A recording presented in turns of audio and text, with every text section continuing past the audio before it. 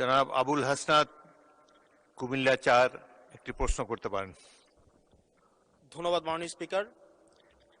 মাননীয় স্পিকার, বর্তমানে আমাদের আসন্ন পরিবেশ সংকট এবং পরিবেশকে সামনে রেখে মানবিক বিপর্যয় রোধে এবং কিছুদিন পরে আমাদের বর্ষাকাল রয়েছে, সেটি রোধে আমরা দেখতে পাচ্ছি বাংলাদেশের যতগুলো নদী রয়েছে, নদীর যেই চর এবং নদীর পাড় সংশ্লিষ্ট যে জমিগুলো রয়েছে সেখানে অবাধে মাটি কাটা হয়, সেখানে ড্রেজার দিয়ে মাটি কাটা হয় এবং সেটির কারণে যেই অংশটি থেকে মাটি কাটা হয় এর আশেপাশের জমিগুলো হচ্ছে আপনার বিপন্ন হয় এবং কৃষি উৎপাদনমুখী করা যায় না, যার ফলে যেটি হয় আমাদের বন্যার সময় যে নদীর পার যেগুলো রয়েছে সেগুলো ভেঙে যায় এবং বন্যার সময় আমরা হচ্ছে যে ক্ষতি হয় সেই ক্ষতিটি 2 গুণ বা 3 গুণ বেড়ে যায়।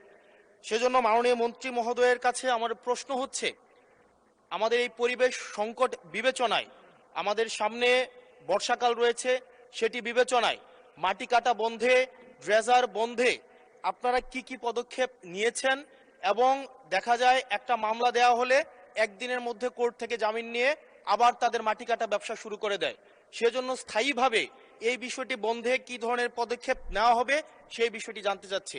ধন্যবাদ। মাননীয় মন্ত্রী।